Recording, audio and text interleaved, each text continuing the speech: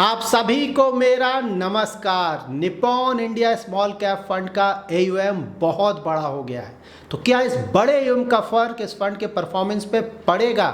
इस वीडियो में आगे हम यही जानेंगे। Nippon India small cap fund के परफॉर्मेंस पे इसके लार्ज एयूएम का फर्क पड़ रहा है कि नहीं, कैसे पता चलेगा? तो सबसे पहले तो ऑफ कोर्स हम इनका करंट परफॉर्मेंस चेक कर लेंगे। परफॉर्मेंस कैसा है बेंचमार्क के मुकाबले, उससे पता चलेगा कि अभी तक क्या हो रहा है, फ्यूचर में क्या हो सकता है, उसके लिए हमें क्या चेक करना होगा। तो देखते हैं कि इनका जो इन्वेस्टमेंट स्टाइल है वो कैसा है, like price to earning ratio कैसा है, मार्केट कैप एलोकेशन किस तरह का इन्होंने रखा हुआ है, लाइक लार्ज कैप में किस तरह का एलोकेशन है, कैश में किस तरह का एलोकेशन है। तो ये डिटेल्स चेक करने से रफली हमें पता चलेगा कि फ़िलहाल क्या चल रहा है और फ्यूचर में हम क्या एक्सपेक्ट कर सकते हैं। यहाँ पे आप Nippon India small cap fund का लेटेस्ट परफॉर्मेंस चेक कर सकते हैं। तो लास्ट 1 ईयर में अगर आप देखेंगे तो अंडर परफॉर्मेंस तो आया है, मतलब स्टैंड अलोन देखें तो बहुत अच्छा रिटर्न है 58% का, लेकिन बेंचमार्क के मुकाबले अगर देखें तो अंडर परफॉर्मेंस रहा है लास्ट 1 ईयर में। लेकिन 3 ईयर, 5 ईयर और 10 ईयर में बहुत अच्छा परफॉर्मेंस है। बेंचमार्क को बहुत बड़े मार्जिन से ये बीट कर पा रहा है। यहाँ पर इस फंड के लास्ट 1 ईयर में अंडर परफॉर्मेंस को देखकर कुछ लोगों को लग सकता है कि एयूएम बहुत ज्यादा बड़ा है, इसलिए अंडर परफॉर्मेंस आ रहा है। यहाँ पर आप स्मॉल कैप कैटेगरी के जो पुराने फंड्स हैं, वेल नोन फंड्स हैं, उनके डिटेल्स चेक कर सकते हैं। लास्ट 1 ईयर में परफॉर्मेंस आप चेक कीजिए। So out of these fund सिर्फ 2 फंड ऐसे हैं, 2 फंड्स बंधन और क्वांट, जो कि अपने बेंचमार्क को बीट कर पा रहे हैं। इसके अलावा कोई भी फंड नहीं है जो कि बेंचमार्क को बीट कर पा रहा है। इनफैक्ट परफॉर्मेंस वाइज अगर आप देखें तो यहाँ भी निप्पॉन 3rd नंबर पे है, Nippon India small cap fund. बाकियों का रिटर्न्स इससे भी कम है। तो यहाँ पे ऑफ कोर्स बड़े एयूएम के कारण इसका थोड़ा अंडर परफॉर्मेंस आया है, नहीं बोल सकते क्योंकि ज्यादातर फंड्स ही लास्ट 1 ईयर में अंडर परफॉर्म कर रहे हैं। यहाँ पे इस फंड का परफॉर्मेंस चेक कर सकते हैं। एनएवी डेट 1 अप्रैल 2020 कोविड के समय का परफॉर्मेंस है। देखिए बेंचमार्क कितना ज्यादा गिरा था उस समय, जबकि ये फंड बेंचमार्क के मुकाबले कम गिरा था। और 3 ईयर 5 ईयर का भी परफॉर्मेंस अगर आप देखिए उस समय भी, तो बेंचमार्क के मुकाबले अच्छा परफॉर्मेंस था। यहाँ पे देखिए 31 दिसंबर 2019 कोविड से पहले, यहाँ पे भी देखिए बेंचमार्क के मुकाबले अगर आप परफॉर्मेंस देखेंगे तो बेंचमार्क के मुकाबले परफॉर्मेंस इस फंड का अच्छा रहा है। यहाँ पे देखिए रिस्क एंड रिटर्न पैरामीटर्स इस फंड का 3 ईयर, 5 ईयर और 10 ईयर का। यहाँ पे स्टैंडर्ड डिविएशन चेक कर सकते हैं, बीटा, शार्प रेशियो और अल्फा। शार्प रेशियो देखिए लगातार बढ़ रहा है ईयर ऑन ईयर। अगर आप देखें 10 ईयर, 5 ईयर और 3 ईयर्स, टू के आसपास का अगर शार्प रेशियो किसी फंड का है तो माना जाएगा कि वो फंड बहुत अच्छा रिस्क एडजस्टेड रिटर्न जनरेट कर रहा है। यहाँ पे देखिए अल्फा, देखिए ना थ्रू आउट अल्फा इसका काफी अच्छा रहा है। खासकर लास्ट 3 ईयर्स में तो अल्फा 7.25 से भी ज्यादा है, जो कि काफी अच्छा अल्फा माना जाएगा। तो ओवरऑल देखिए डिफरेंट डेट्स पे परफॉर्मेंस हमने देखा, रिस्क रिटर्न पैरामीटर्स देखा, उससे यही लगता है कि फंड का परफॉर्मेंस काफी अच्छा रहा है। एयूएम देखिए कितना बड़ा है, 46,000 करोड़ का एयूएम। और इस बड़े एम के कारण क्या हो रहा है, नंबर ऑफ स्टॉक्स देखिए 205 स्टॉक्स, 205। इतने सारे स्टॉक्स आपको शायद किसी म्यूचुअल फंड स्कीम में मिले। और पी रेशियो देखिए इनका 29 से भी ज्यादा है। तो स्मॉल कैप इंडेक्स का अगर आप पी रेशियो देखेंगे, ट्रेलिंग पी 250 का, तो 29 के आसपास है, तो ये उससे भी ज्यादा है। तो ऑफ कोर्स ये हाई ग्रोथ कंपनीज में अपना ज्यादातर इन्वेस्टमेंट करता है। पोर्टफोलियो टर्नओवर ज्यादा नहीं है, 20%, मतलब कि बाय एंड होल्ड स्ट्रेटजी को ये फंड फॉलो करता है। ये भी देखिए इंटरेस्टिंग है, market cap allocation.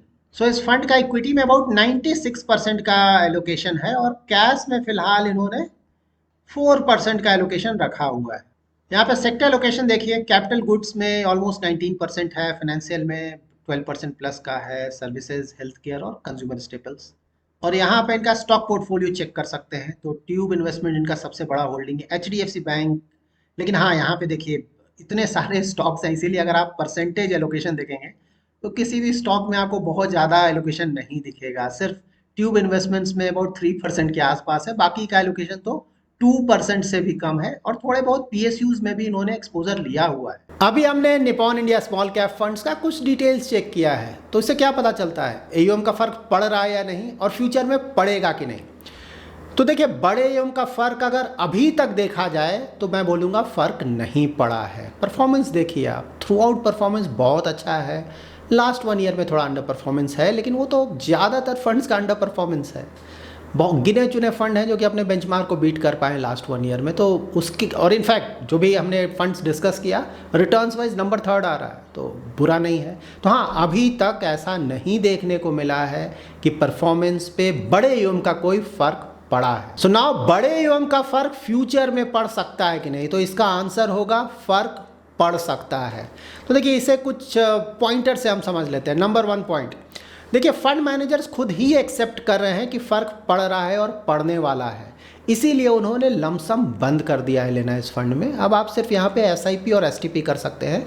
5 lakh rupees per day पर पैन का SIP और STP किया जा सकता है, ऑल्दो ये अमाउंट इटसेल्फ बहुत बड़ा है। रिटेल इन्वेस्टर्स इससे ज़्यादा पर डे का इन्वेस्टमेंट शायद करें भी नहीं, but any how at least lump sum उन्होंने बंद कर दिया है। नंबर 2 यहाँ पे नंबर ऑफ स्टॉक्स कितने हैं, 200 से भी ज़्यादा। तो इससे भी क्लियरली आपको पता चल रहा है कि प्रॉब्लम्स हो रहे हैं। देखिए स्मॉल कैप में नंबर ऑफ स्टॉक्स बहुत ज़्यादा होते हैं, टोटली अग्री, लेकिन बहुत कम स्टॉक्स ऐसे हैं जहां कि आप बड़ा इन्वेस्टमेंट कर सकते हैं। तो ये जो नंबर ऑफ स्टॉक्स इनका बढ़ रहा है लगातार, और इन स्टॉक्स में भी ज़्यादातर स्टॉक्स में एक्सपोज़र तो कम है लेकिन अमाउंट वाइज एक्सपोज़र ज़्यादा होगा क्योंकि इनका ओवरऑल AUM बड़ा है। नंबर 3rd पॉइंट, इस फंड का अगर आप लार्ज कैप का एक्सपोज़र देखें, लार्ज कैप स्टॉक्स का एक्सपोज़र, तो वो 11.6% का है, जबकि स्मॉल कैप और मिड कैप के स्टॉक्स में एक्सपोजर अबाउट 84% का है। तो ये देखिए जैसे जैसे ये फंड बड़ा होता जाएगा वैसे वैसे इन्हें मजबूरी में लार्ज कैप का एक्सपोजर बढ़ाना होगा। आपको पता है स्मॉल कैप के स्टॉक्स, स्मॉल कैप के फंड्स वैसे फंड्स होते हैं जो कि अपने टोटल एसेट का एटलीस्ट 65% उन्हें स्मॉल कैप के स्टॉक्स में इन्वेस्ट करना होता है, रेस्ट 35% वो कहीं भी इन्वेस्ट कर सकते हैं, large cap, mid cap, small cap. लेकिन फिलहाल ऑल्दो इनके पास 35% का लीवे है, लेकिन फिर भी लार्ज कैप में एक्सपोजर सिर्फ 11.6% का है। लेकिन हाँ, फ्यूचर में ऐसा नहीं होगा। अगर AUM इनका लगातार इसी तरह से बढ़ता रहता है तो ऑफकोर्स लार्ज कैप का एक्सपोजर भी इन्हें काफ़ी बढ़ाना पड़ेगा, लार्ज कैप के स्टॉक्स का। अभी आपको देखिए अच्छा लग रहा होगा, लार्ज कैप का एक्सपोजर अगर ज़्यादा है तो अच्छा है फ़िलहाल के मार्केट कंडीशन में, क्योंकि स्मॉल कैप्स बहुत ज़्यादा ओवर वैल्यूड हैं, चांसेस है कि गिरने वाले हैं। तो यहाँ पे अगर स्मॉल कैप के स्टॉक्स, स्मॉल कैप के फंड्स अगर लार्ज कैप के स्टॉक्स में थोड़ा एक्सपोजर ज़्यादा रखेंगे तो अच्छा ही है, मतलब थोड़ा कम गिरेंगे जब मार्केट गिरेगा। लेकिन हाँ, अगर मीडियम टू लॉन्ग टर्म देखा जाए तो किसी भी स्मॉल कैप फंड के लिए अच्छा यही होगा कि वो स्मॉल कैप और मिड कैप के स्टॉक्स में ही एक्सपोजर ज़्यादा रखे।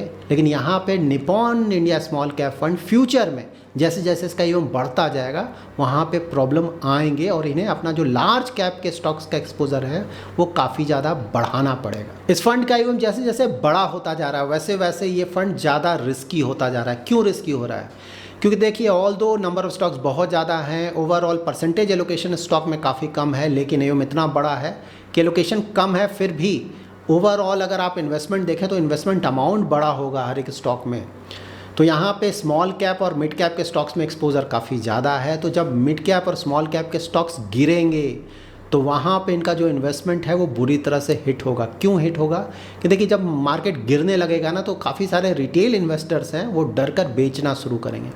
तो वहाँ पे जब बेचना शुरू करेंगे तो निपॉन इंडिया स्मॉल कैप या दूसरे जो स्मॉल कैप या मिड कैप के फंड्स हैं उन्हें भी अपने स्टॉक्स को बेचना होगा क्योंकि रिडम्पशंस आएंगे। तो वहाँ पे देखिए अगर आपका स्मॉल कैप के स्टॉक्स में एक्सपोजर बहुत ज़्यादा है तो बेचना मुश्किल हो जाएगा।